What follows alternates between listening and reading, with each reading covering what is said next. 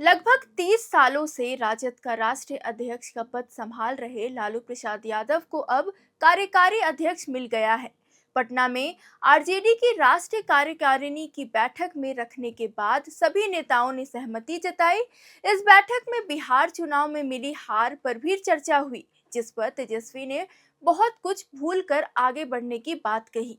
उन्होंने अपने भाषण के दौरान पीएम मोदी को निशाना साधते हुए कहा कि बिहार के नीतीश कुमार तो उनके चरणों में चले गए हैं, लेकिन हम नहीं झुकेंगे।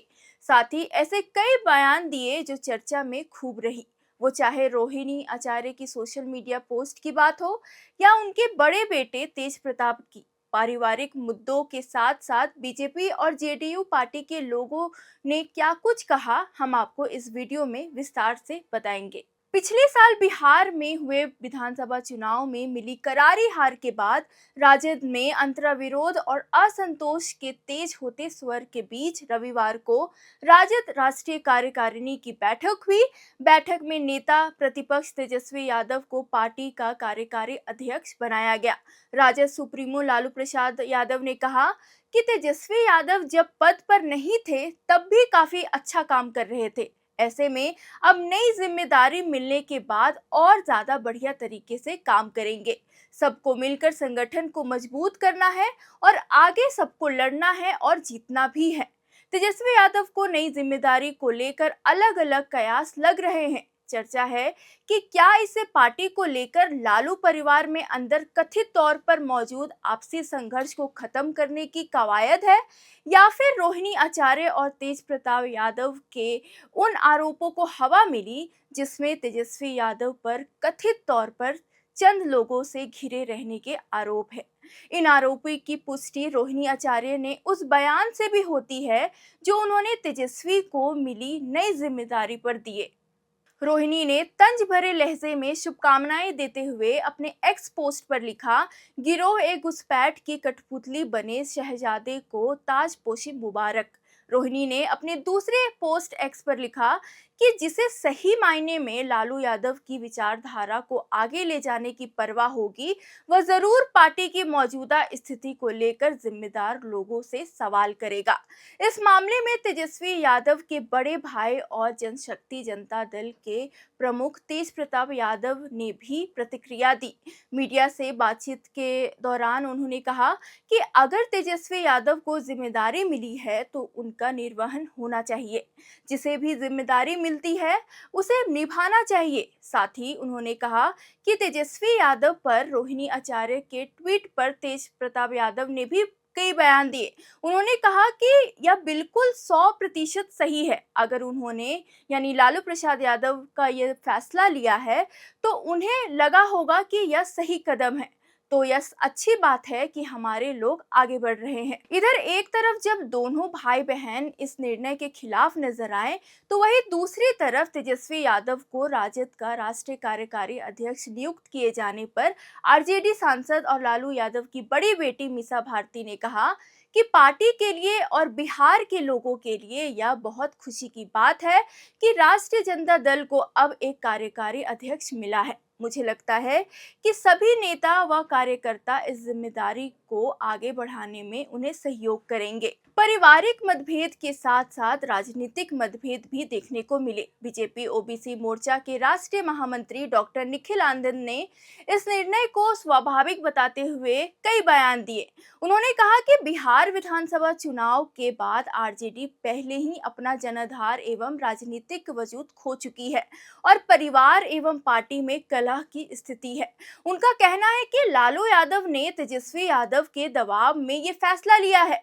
पहले पारिवारिक मतभेद करवाकर रोहिणी और तेजस्वी को घर और पार्टी से निकाला और अब बिहार के पूर्व मुख्यमंत्री और माता पिता लालू राबड़ी को दबाव बनाकर उनसे सारा कार्यभार अपने ऊपर ले लिया। बहरहाल लालू यादव को अध्यक्ष ना रहने के तो कई कारण बताए जा रहे हैं।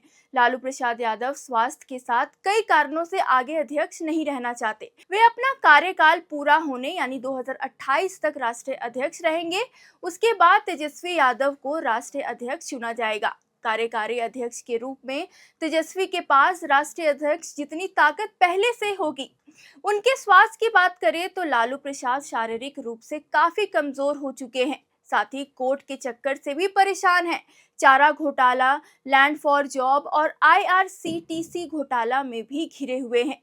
कहा यह भी जा रहा है कि विधानसभा चुनाव में लालू जहां गए वहां महागठबंधन हारा है। लालू प्रसाद ने लोकसभा चुनाव 2024 में किडनी देने वाली बेटी रोहिणी आचार्य के लिए प्रचार किया, सारण में कैंप किया, लेकिन रोहिणी हार गई। विधानसभा चुनाव में दीघा, दानापुर इलाके में रोड शो किया, लेकिन दीघा से माले की दिव्या गौतम हार गई। दानापुर से बाहुबली नेता और सिटिंग विधायक रीतलाल यादव हार गए। यहां से लालू प्रसाद के पुराने साथी रामकृपाल यादव, जो अब भाजपा नेता हैं, वो जीत गए। फुलवारी शरीफ में माले के सिटिंग विधायक गोपाल रविदास चुनाव हारे। यहां से लालू प्रसाद के शिष्य रहे श्याम रजक जीते। वह आरजेडी छोड़कर जेडीयू में गए हैं। कांग्रेस भी लालू के प्रभाव से दूर होती दिखी। लालू चाहते थे कि बेटे तेजस्वी यादव को महागठबंधन की ओर से मुख्यमंत्री का चेहरा बनाया जाए। बिहार में वर्षों तक लालू की मनमानी की शिकार कांग्रेस ने इस बार कमर कस लिया था। राहुल गांधी बिहार में रोड शो करने पहुंचे। लालू के खास माने जाने वाले कांग्रेस नेता अखिलेश प्रसाद सिंह को प्रदेश अध्यक्ष पद से हटाकर राजेश राम को अध्यक्ष बनाया गया। कांग्रेस 60 से अधिक सीटें लेने के लिए अड़ी रही और 61 लेकर मानी। काफी देर से कांग्रेस नेता अशोक गहलोत ने तेजस्वी यादव को महागठबंधन का मुख्यमंत्री पद का चेहरा घोषित किया।